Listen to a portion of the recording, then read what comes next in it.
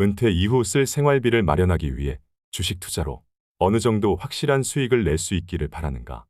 여러분만 그렇게 바라는 건 아니다. 은퇴자금 마련이 상당수 투자자들의 주요 투자 목표가 되었다. 사회보장연금, Social Security 만으로는 생활하기 충분하지 않으므로 그것에만 의존해서 살 계획인 사람은 힘겨운 노후를 보내게 될 수밖에 없어서다. 은퇴 후 생활비 마련을 위해 배당주와 채권으로 투자 포트폴리오를 구성해야 한다고 믿는 사람이 있으면 손을 들어보라. 여러분뿐만 아니라 모두가 그러는 게 바람직하다고 믿고 있다.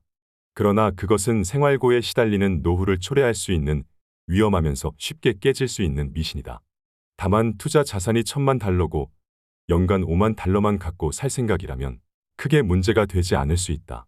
그리고 그 $50,000가 물가 상승률을 감안하지 않은 $50,000라도 대수롭지 않다거나 혹은 $10,000를 갖고 있지는 않아도 재투자 위험 때문에 보유 자산이 줄어들거나 고배당주들이 갑자기 배당금 지급을 멈추더라도 상관이 없다면 역시 문제가 되지 않을 수 있다. 그러나 여러분이 이 책을 읽고 있다면 대개 보유 자산이 늘지 않거나 줄어드는 것은 절대로 원하지 않을 것이다. 하지만 이자와 배당금을 챙기는 데만 집중하면 불행히도 그런 일이 일어날 수 있다. 2000년 금리 6.7%의 채권에 투자했지만 2010년 만기 후 다시 투자하려니 채권 금리가 3.5%로 떨어졌다면 어떻게 할 것인가? 또한 8%였던 주식 배당 수익률이 하필 여러분이 힘든 시기에 2%로 낮아지거나 아예 배당을 멈춘다면 어떻게 할 것인가? 이러한 일은 얼마든지 일어날 수 있다. 여러분만 일어나지 않을 거라고 믿고 있는 것일지 모른다. 설령 보유 자산이 $10,000라고 해도 평생 오를 물가는 어떻게 따라잡을 것인가? 이자와 배당금이 은퇴 후 안전한 소득원 역할을 할 것이란 생각은 분명 옳지 않다. 그게 아니라면 투자자들은 어떤 다른 방법을 써서 생활비를 구할 것인가? 주식을 팔기는 싫지 않은가? 이자와 배당금보다 훨씬 나은 방법이 있다. 사실 주식을 팔지 못할 이유가 무엇인가? 무엇보다 사람들은 은퇴한 후에는 보수적으로 투자해야 하고 이자와 배당금을 받아 생활비로 써야 한다는 고정관념에 사로잡혀 부적절하게 자산을 배분하곤 한다. 이러한 고정관념은 소득과 현금 흐름을 헷갈리게 만든다.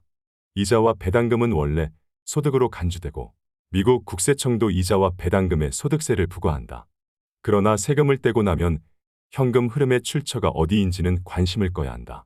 주택 대출이자나 전기료나 음식값을 낼 때 누구도 그 돈이 배당금인지 이자인지 주식 매도금인지 신경 쓰지 않는다. 여러분도 신경 쓰지 말아야 한다. 장기 자본이득은 2011년 기준 미국 세법상 최고 세율을 적용받는 이자와 배당금보다 적은 세금을 내기 때문에 주식 매도로 더 많은 현금을 확보할 수 있다.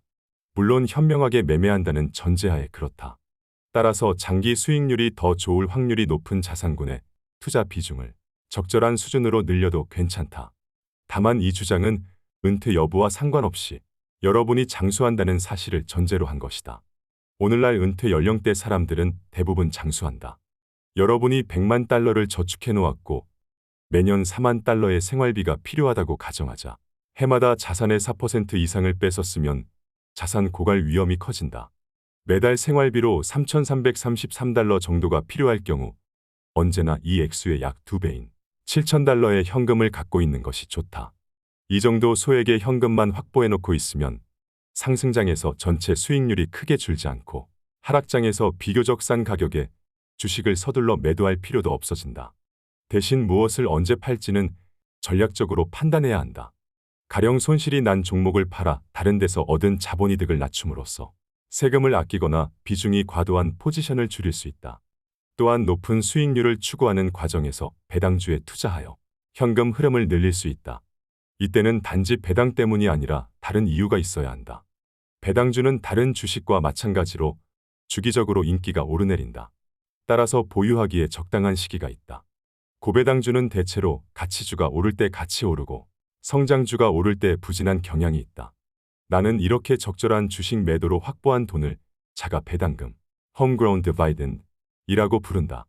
우리 회사는 많은 고객들에게 자가 배당금을 지급한다.